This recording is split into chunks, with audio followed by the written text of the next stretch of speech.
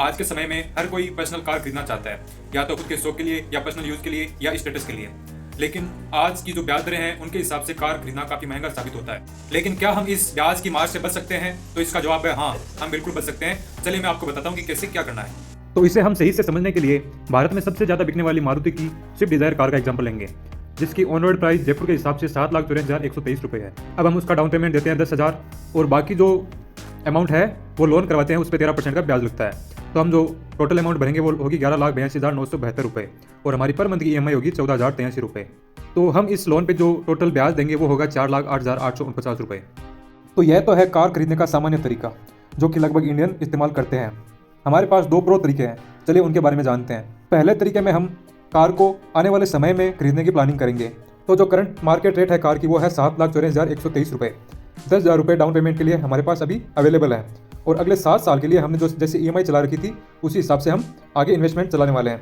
तो जो कार में जो एक्सपेक्टेड इन्फ्लेशन रेट है वो 4% रहती है एवरेज पिछले 10 साल के हिसाब से, और उस पर हमें 13% रिटर्न मिलता है।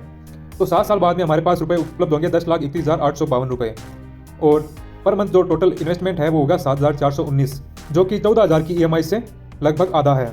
और जो 7 साल के बाद में जो कार की रेट होगी वो होगी 10,31,852 रुपये, जो कि हमारे पास अवेलेबल होंगे। तो इस हिसाब से जो टोटल इन्वेस्टमेंट होगा वो होगा 6,23,196 रुपये, जो कि हम अभी कार खरीद के जो पे करते हैं उसका लगभग आधा है।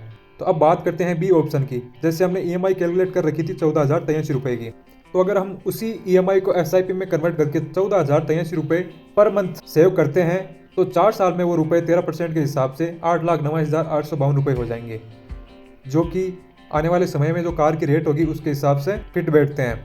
तो इसमें हमारा जो टोटल इन्वेस्टमेंट होगा वो होगा 6,75,984, जो कि गाड़ी का अभी जो करंट भाव है 7,84,000 उससे भी कम। तो है ना प्रो तरीका।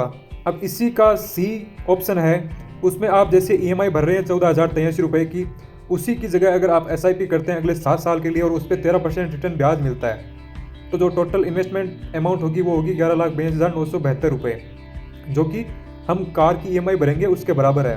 लेकिन जो आपको टोटल अमाउंट मिलेगी रिटर्न के बाद में वो होगी 19,33,762। तो जो डिफरेंस आएगा वो होगा 19,33,762 माइनस 10,31,000, जो कि 7 साल बाद में कार की रेट होगी।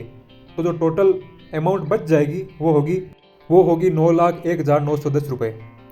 तो आप कार भी खरीद लेंगे और आपके पास कैश इन हैंड भी होगा 9,01,910 रुपये। तो है ना प्रो तरीका। सेकंड प्रो तरीका जानने के लिए हमें फॉलो करना ना भूलें और इस कैलकुलेटर के द्वारा अपनी फाइनेंशियल प्लानिंग करने के लिए इस लिंक को विजिट करें।